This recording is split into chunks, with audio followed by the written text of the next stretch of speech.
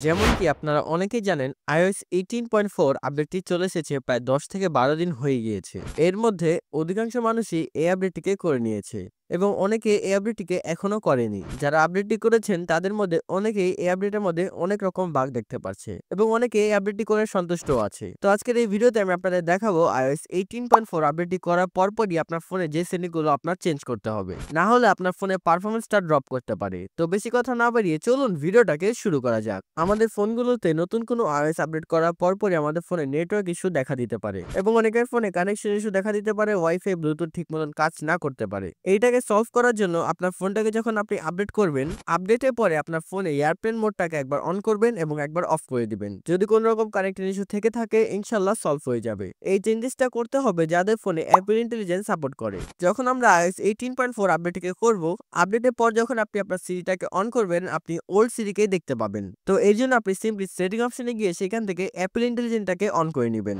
কিন্তু আরেকটা কথা মাথায় রাখবেন, এটাকে আপডেট করার পরই আপনি অ্যাপল ইন্টেলিজেন্স দেখতে পাবেন না। এটা ইনস্টল হতে এবং ডাউনলোড হতে কিছুটা সময় নেবে, তো বারবার অফ অন করলেও আপনি ওল্ড সিরি দেখতে পাবেন। এইটার জন্য এইটাকে কিছুটা সময় দিতে হবে। এরপরে অনেক সময় আমরা যখন আমাদের ফোনে iOS আপডেট করব, তারপরই আমাদের ফোনে টাচ ঠিকভাবে কাজ না করতে পারে, অনেক সময় ল্যাগ করতে পারে এবং টাচ রেসপন্স টাইম কমে যেতে পারে। তো আপডেটের পর আপনার ফোনে যদি এরকম সমস্যা আপনি দেখতে পারেন, আপনার ফোনটিকে আপনি একবার রিবুট করে নেবেন। রিবুট করার নিয়ম হচ্ছে আপনার ভলিউম বাটনকে একবার আপ করবেন এবং একবার ডাউন করবেন। এরপর পাওয়ার বাটনটাকে প্রেস করে ধরে রাখবেন যতক্ষণ পর্যন্ত অ্যাপেলের লোগো না আসে। এই কাজটি করলে আপনার ফোনটা রিবুট হয়ে যাবে। রিবুট হওয়ার কারণে আপনার ফোনে যদি কোনো রকম ল্যাগ অথবা সফটওয়্যার প্রবলেম থাকে তাহলে সেটা ফিক্স হয়ে যাবে। আর যদি কোনো হার্ডওয়্যার প্রবলেম থাকে সেটা তো আলাদা কথা। তারপরেও যদি আপনার ফোনে আপনি ল্যাগিং ইস্যু দেখতে পান তাহলে আপনার ফোনে স্টোরেজটা আপনি ভালো মতন চেক করবেন। আপনার ফোনটিতে আপনি কমপক্ষে 20 জিবির মতো জায়গা খালি করে নেবেন। অনেক সময় আমাদের ফোনে ফটো অপশনে রিসেন্টলি ডিলিটে অনেক কিছু থেকে যায়। তো এরকম হয়ে থাকলে সেই জিনিসগুলো যদি আপনার দরকার না পড়ে আপনি ডিলিট করে নেবেন। এবং ফাইল অপশনে অনেক সময় আমরা কিছু ডাউনলোড করলে সেটাকে ডিলিট করলে সেটা রিসেন্টলি ডিলিট অপশনে সেভ হয়ে থাকে। তো সেখান থেকে সেটা ডিলিট করে নেবেন, যার মাধ্যমে আমাদের ফোনে অনেক বেশি জায়গা সেভ হতে পারে। এর পাশাপাশি আরেকটা কথা আমি সবসময় বলে থাকি, সেটা হচ্ছে আপনার ফোনটিকে যখন আপনি আপডেট করবেন,